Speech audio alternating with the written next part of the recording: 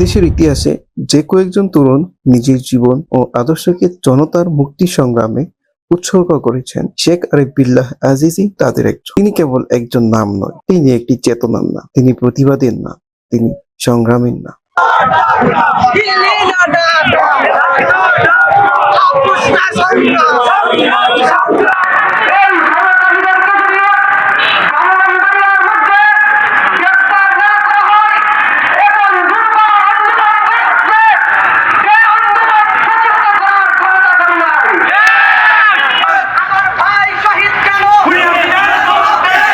জুলাই মাস, এই মাসেই বাংলাদেশের রাজপথে গর্জে উঠেছিল এক যুব সমাজ।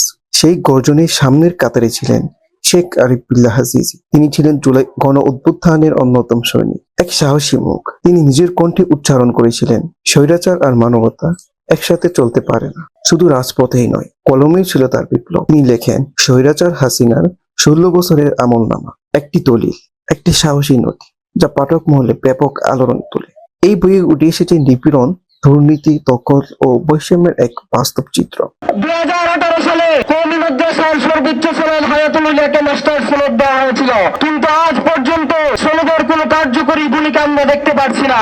অন্তর্বর্তীকালীন সরকার কি স্পষ্ট ভাষায় বলতে চাই, যদি জুলাই অভ্যুত্থানের যে অগ্রগামী ভূমিকা পালন করেছিল কওমি মাদ্রাসার শিক্ষার্থীরা, তাদের প্রাণের দাবি যদি হায়াতুল্লাহ মাস্টার্সের সনদকে কার্যকরী না করা হন, তাহলে বাংলাদেশের আলোকে করেছে কওমি মাদ্রাসার শিক্ষার্থীরা এবং দুর্বার আন্দোলন করে তুলবে, যে আন্দোলন খামানির কার পক্ষে সক্ষম সম্মান। আমরা কোন স্বৈরাচারকে বাংলাদেশের মধ্যে দ্বিতীয়বার ক্ষমতায় দেখতে চাই না। যারা বলে আমরা শরিয়া আইনে বিশ্বাসী না, তাদেরকে আর বাংলাদেশের মানুষ ক্ষমতায় দেখতে চায় না।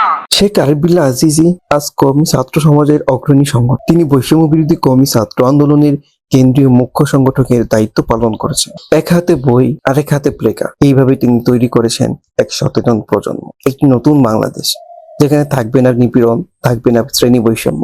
আমরা কেবল আন্দোলন করতে আসিনি, আমরা সত্য প্রতিষ্ঠা করতে এসেছি। এই দেশটা সকলের, কেবল ক্ষমতাবানদের নয়। তরুণদের চোখে তিনি একজন অনুপ্রেরণা। রাজনীতি, সামাজিক সচেতনতা ও লেখনী, তিনটি অঙ্গনই তার অবিচল পদচারণা। একজন মানুষের ভিতরে অনেকগুলো বাংলাদেশ যদি বাস করে, তাহলে শেখ আরিফ বিল্লাহ আজিজি সেই বহুমাত্রিক বাংলাদেশের একজন প্রতিনিধি। জীবনের চেয়ে গুরুত্বপূর্ণ আদর্শ আর স্বপ্নের চেয়ে শক্তিশালী কিছু নেই। শেখ আরিফ বিল্লাহ আজিজি আজকের এই তরুণ নেতা সময়ের ডাক শুনেছেন। তিনি এসেছেন ইতিহাস গড়তে, not for fame but for freedom. তিনি শেখ আরিফ বিল্লাহ আজিজি, একজন সত্যের প্রতীক, বিপ্লবী সৈনিক।